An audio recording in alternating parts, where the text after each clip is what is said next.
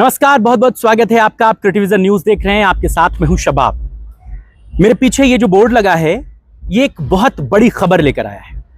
क्या आने वाले समय में देश में अब लोकसभा और विधानसभा के चुनाव फिर से एक साथ होंगे? फिर से मैं इसलिए कह रहा हूं क्योंकि इससे पहले भी आजादी के बाद कई बार, लगभग 3 से 4 बार लोकसभा और विधानसभा के चुनाव एक साथ हुए।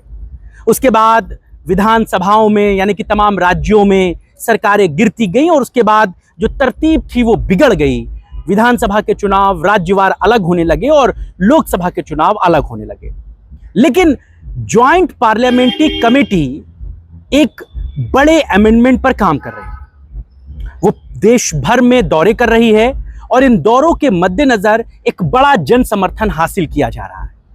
आज ये बैठक लखनऊ में हो रही है और इस बैठक के बाद ये कमोबेश अंदेशा है कि बहुत जल्द मतलब बहुत जल्द साल 2029 के साथ आपको देश में लोकसभा और राज्यसभा के चुनाव और विधानसभा के चुनाव एक साथ होते नजर आ सकते हैं। कैसे होंगे और क्या इसमें टेक्निकल फॉल्ट होंगी? क्या जिन राज्यों में चुनाव पहले हो जाएंगे फिर उनका क्या होगा? मान लीजिए उत्तर प्रदेश में तो भी 2027 में विधानसभा चुनाव होने, पंजाब में होने, उत्तराखंड में होने। तो अगर 2029 में सारे राज्यों के चुनाव एक साथ होंगे तो फिर इन राज्यों का क्या होगा? और क्या ये पेच लोकसभा और राज्यसभा से आसानी से पास हो जाएगा? इन्हीं तमाम बिंदुओं पर आपको हम विस्तृत रूप से जानकारी देंगे। पहले बात यह समझिए कि ये जेपीसी काम कैसे कर रही है। 2029 के लोकसभा चुनावों तक वन नेशन वन इलेक्शन लागू हो सकता है। जो समिति के अध्यक्ष हैं यानी कि पीपी चौधरी साहब, उन्होंने ये बात कही है कि अब तक तकरीबन 99% नागरिक और संगठनों को इसका समर्थन हमें मिल रहा है। यानी कि देश भर में जो बैठकें हो रही हैं, जो वहाँ के मुख्यमंत्री हैं, जो वहाँ की शासन प्रशासन के लोग हैं, उनके साथ बैठकें हो रही हैं। अभी कुछ दिनों पहले गोवा में एक बैठक हुई थी जहां पर मुख्यमंत्री और कैबिनेट मंत्रियों के साथ बैठक हुई और आज ये बैठक लखनऊ में हो रही है। अभी लखनऊ के होटल ताज में बैठक हो रही है। इसके बाद उत्तर प्रदेश के मुख्यमंत्री योगी आदित्यनाथ के साथ जो कमेटी के लोग हैं उनकी बैठकें होंगी और तमाम जो चीजें हैं ड्राफ्ट के तौर पर तैयार की जाएंगी।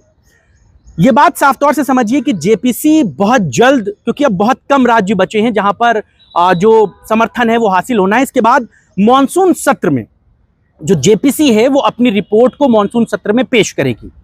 चूंकि ज्वाइंट पार्लियामेंट्री कमेटी जेपीसी, जिसका शॉर्ट नेम है, आपको ये बात पता है कि जब कोई विधेयक किसी अड़चन में फंस जाता है, यानी कि जब लोकसभा या राज्यसभा से वो गिर जाता है, तब उसे जेपीसी को भेजा जाता है।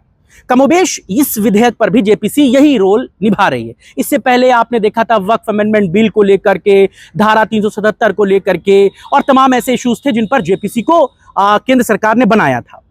अब मैं आपको एक 5 सवाल यानी कि 5 ऐसे वाजिब बातें बताता हूं जो वन नेशन वन इलेक्शन में पेचीदा हो सकते हैं, यानी कि कैसे एक बार में विधानसभा और लोकसभा के चुनाव मुमकिन है।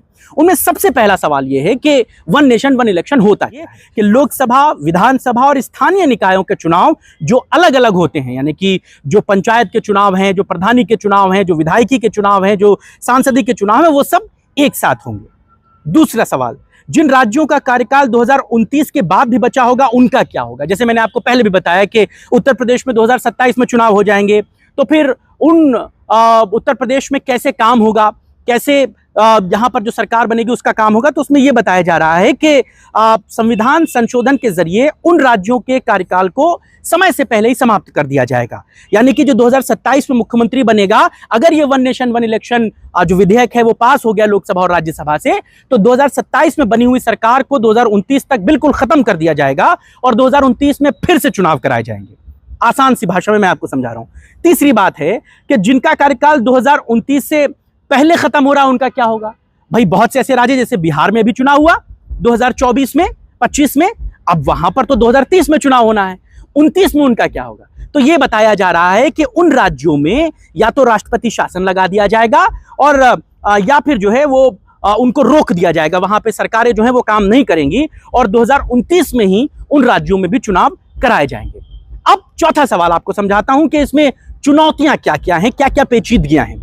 आसान सी भाषा में समझिए कि कई अनुच्छेद हैं संविधान में, जिनमें 83 यानी कि 83, 172 और 356, इनमें संशोधन करना होगा। यानी कि संसद में 2 तिहाई बहुमत से इस बिल को पास कराना होगा और आधे राज्यों से ज्यादा राज्यों में इसकी मंजूरी चाहिए होगी, यानी कि 51% में राज्यों की मंजूरी चाहिए होगी। दूसरे वाले में तो बीजेपी क्लियर है, क्योंकि देश में आधे से ज्यादा राज्यों में उनकी सरकार है, तो राज्यों से तो बहुमत मिलना बीजेपी के लिए आसान होगा, लेकिन संसद के भीतर 2/3 बहुमत हासिल करना बीजेपी के लिए वन नेशन वन इलेक्शन में बड़ी चुनौती होगी। एक बात और साफ आती है, पांचवा सवाल जो बड़ा इंपॉर्टेंट है कि अगर मान लीजिए कि बीच में ही सरकार गिर गई तो फिर क्या नियम प्रस्तावित होंगे? 2029 में भी अगर हो गया चुनाव वन नेशन वन इलेक्शन और यूपी में मान लीजिए सरकार 29 के बाद 30 में गिर गई, तब क्या होगा? तब ये बताते हैं कि इस प्रस्ताव के तहत मध्यावधि चुनाव पूरे 5 साल तक नहीं कराए जाएंगे, यानी कि जो सरकार एक बार चुन ली जाएगी उसको 5 साल काम करना ही होगा, केवल बचे हुए कार्यकाल के लिए ही चुनाव कराए जा सकते हैं ताकि अगला मुख्य चक्र ना बिगड़े। यानी कि बीच में अगर चुनाव कराने की नौबत आती भी है तो सिर्फ 29 के बाद 34 तक 5 साल में ही सरकार के चुनाव दोबारा होंगे। मान लीजिए 29 में चुनाव हुआ, उत्तर प्रदेश में सरकार बनी, 30 में गिर गई, तो फिर 30 में जो चुनाव होंगे वो 35 तक के लिए नहीं होंगे, 5 साल के लिए नहीं होंगे, वो 4 साल तक के लिए होंगे। 34 तक ही आपको सरकार बनाने का मौका मिलेगा। ये एक बड़ा इसमें नियम होगा। यानी कि ये बात साफ तौर से समझी जा सकती है कि जो जो पेचीदगियां हैं वो कैसे क्लियर होंगी, ये मैंने आपको बताया। संयुक्त संसदीय समिति यानी कि जेपीसी की अवधि 2026 के मॉनसून सत्र तक बढ़ाई गई थी और वो मॉनसून सत्र में अपनी रिपोर्ट को सौंपेगी। ये एक बहुत बड़ी बात है। एक राष्ट्र एक चुनाव का मुद्दा ये आज का मुद्दा नहीं है, ये मुद्दा बहुत पुराना है। और जैसा मैंने आपको पहले भी बताया कि 52 से 1967 तक, 1952 से 1967 तक 4 बार लोकसभा के और ज्यादातर विधानसभाओं के चुनाव एक साथ हुए। लेकिन 1967 में क्या हुआ कि राज्यों में सरकारें गिरने लगी, फिर 68-69 में कई विधानसभाएं भंग हो गईं और फिर 70 में लोकसभा भी कार्यकाल पूरा होने से पहले भंग हो गया। तो ये जो प्रोजेक्ट था वो कंप्लीट नहीं हो पाया और 1971 में लोकसभा के मध्यावधि चुनाव हुए और राज्यों में अलग अलग समय पर इसके बाद चुनाव होने लगे। बाद में गठबंधन की सरकारें, राष्ट्रपति शासन और समय से पहले चुनाव ने बहुत सारी पेचीदगियों को जन्म दे दिया। यानी कि ये एक बहुत आसान सा दिखने वाला मसौदा बहुत मुश्किलों भरा है। इस समय हम लोग लखनऊ में हैं और लखनऊ में ये जो बैठक है वो इस समय चल रही है और ये बैठक सिर्फ लखनऊ में नहीं हुई, इससे पहले गोवा में हुई, गुजरात में हुई, तमाम भाजपा शासित राज्यों में हुई, कांग्रेस शासित राज्यों में हुई, दिल्ली में हुई और अब ये बैठक जो है वो अब अपने अंतिम दौर में पहुंच रही है, क्योंकि देश भर में जो बैठकों का सिलसिला था वो जेपीसी ऑलमोस्ट कंप्लीट कर चुकी है। बीजेपी इस जो एक राष्ट्र एक चुनाव का एजेंडा है उसके तहत एक बड़ी बात जो है वो जो करना चाहती है, जैसा मैंने आपको बताया कि वो ये चाहती है कि चुनाव जो है वो अब देश में एक ही बार हो, बार बार चुनावों पर आने वाला खर्चा इससे बचा जा सके। इसके लिए वन नेशन वन इलेक्शन जो है वो जरूरी बताया भी जा रहा है। हालांकि बहुत सारी अपोजिशन की भी पार्टियां हैं, वो भी इस मसौदे को, इस अधिनियम को सपोर्ट कर रही हैं, लेकिन ये राज्यों में कैसे फुलफिल हो पाएगा ये अपने आप में एक बहुत बड़ा और बहुत पेचीदा सवाल है, क्योंकि जो पहले नहीं हो पाया 52 और 65 में नहीं हो पाया, क्या वो 2029 में मुमकिन हो पाएगा और क्या बीजेपी इससे एक बड़ा माइलेज ले पाएगी? तमाम राज्यों की सरकारों पर इसका बड़ा असर पड़ेगा। जहां अब भी बीजेपी की सरकार नहीं है राज्यों में, क्या वहां पर बीजेपी चुनावों को प्रभावित कर पाएगी? इसे आप कैसे देखते हैं और क्या आपको लगता है कि वन नेशन वन इलेक्शन जैसा यह बड़ा मसौदा देश में कानून का रूप ले सकता है, और अगर ले लेगा तो इससे कांग्रेस, बीजेपी या जो क्षेत्रीय पार्टियां हैं उनको किस तरह का फायदा और नुकसान हो सकता है? अपनी राय, विचार, सुझाव हमें जरूर भेजिएगा। आपके विचारों का हमें इंतजार रहेगा। इस वीडियो को बनाने में मदद की हमारे सहयोगी सुशील कुमार ने। नमस्कार।